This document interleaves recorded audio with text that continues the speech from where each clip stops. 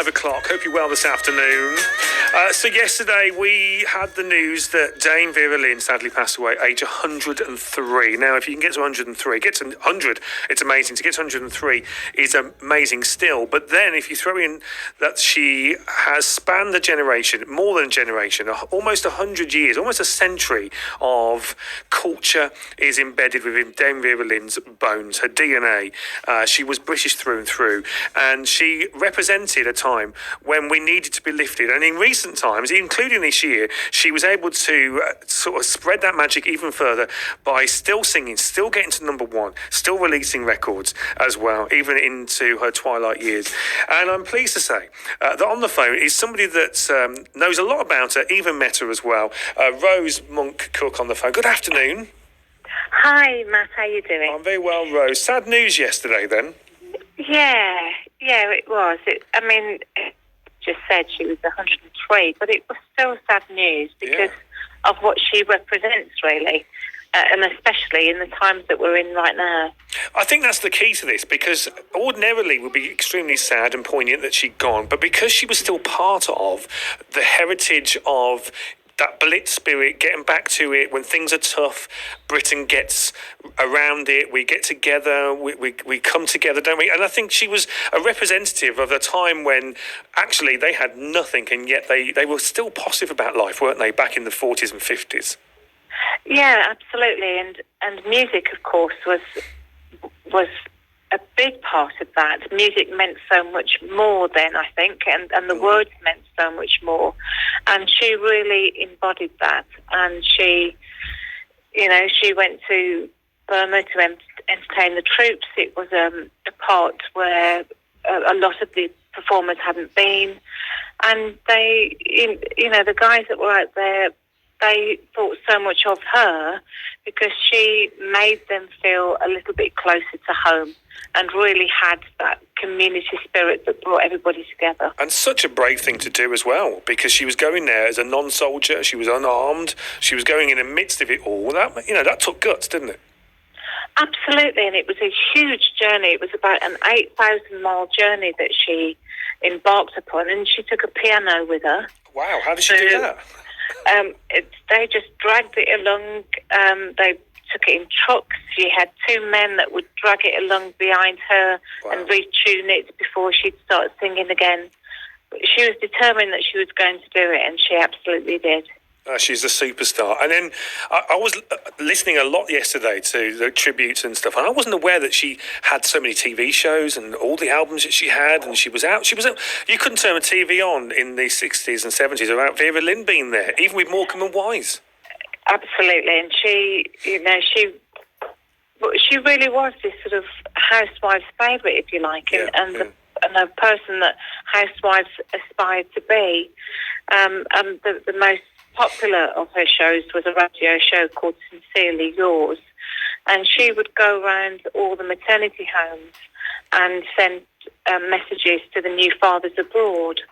And the BBC at the time tried to stop her from doing this, but in the end, the shows before the films in the old picture houses followed her lead and would do exactly the same thing.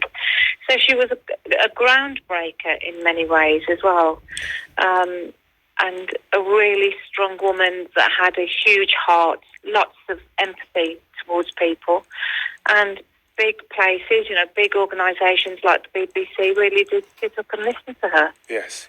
And that probably catapulted her into even greater fame. Not that she needed it, because she was certainly the most popular person of the day.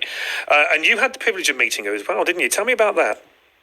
Yes, I met her. It was a few years ago now, but she was such a lovely lady. At the time, I was writing press releases in the West Midlands for UNICEF, and they put on an event at London Palladium. It was the premiere of Chitty Chitty Bang Bang. And they did a big party afterwards at Harrods. It was a lovely event, and she was there as one of their guests of honours because she was an ambassador for UNICEF as well as running her own charity for children with cerebral palsy. And I spoke to her about going to Burma because my dad's brother had been in Burma too. And of course she'd been awarded the Burma Star, a huge honour as a non-military person. And she still maintains that that was the best thing in her career that she'd ever done. Incredible. Not only an act of love in wartime, but it was an incredible feat, really, that she achieved. She achieved so much more than she probably realised as well, didn't she? Because she became the recognisable face of Britain and that way of trying to get us through a difficult time. And that's why even this year she was so poignant in the VE Day celebrations, and even when she was talking about lockdown and getting through this tough time, even in her late years as well. It's such a formidable force, an amazing woman. I doubt there's anybody like her or ever will be anybody like her again. No. I mean, for one thing, hopefully we would never have to live through something like that again. I mean, these past few months have been pretty awful for all of us.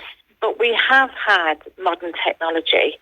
So even though we couldn't be with our loved ones, we had FaceTime and there's Zoom and all kinds of things. Back then, they had nothing. They didn't have any way of communicating with their loved ones. And she brought England to them, and she was absolutely adored because of that, and that has never gone. And that, when you hear "We'll Meet Again" and the White Cliffs of Dover, I think, you'd have to be really thick-skinned for that message not to sort of, get to you and bring a tear to your eye when it's Remembrance Day. I mean, it's those songs stand the test of time. It seems to be very good at fitting in with every scenario. And I learned yesterday that the White Cliffs of Dover, one of her most famous songs, wasn't even written by a British man or by anybody British. It was written by a couple of Americans who'd never been here before. Absolutely, yes. And it is amazing. And she was the first. I mean, this is a brilliant pub quiz answer, really, because she was the first British person, to have a #1 hit in America. That's amazing. And they loved her there just as much as our boys did here. And it is that embodiment of community and having faith and believing that things will be okay. And she talked a lot about her music, but what she did say is that she would decide whether she was going to sing a song based on the lyrics, and if she liked the lyrics, she was going to sing it. And she was very a stickler for that, because that was what was important to her. Yes, it was the sentiment of the song rather than the I can't even say that word. The music. We'll edit that out, Rose. It's fine. Yes, thank you. It was the sentiment that really mattered to her. And of course, she couldn't read music anyway. Right at the beginning of her career to when she last performed in public, she couldn't actually read music. But she did know a good tune when she heard one. But it was the words that mattered to her. Because she felt if they mattered to her, then they would matter to other people. And the song that she's said that was her favourite is "It's a Lovely Day Tomorrow." And we're going to play that in a few minutes, and I can see why she would say that. It's such, it almost sums up exactly what you should think if you're going through a tough time. Tomorrow is another day, and I think that's sort of the point of the song.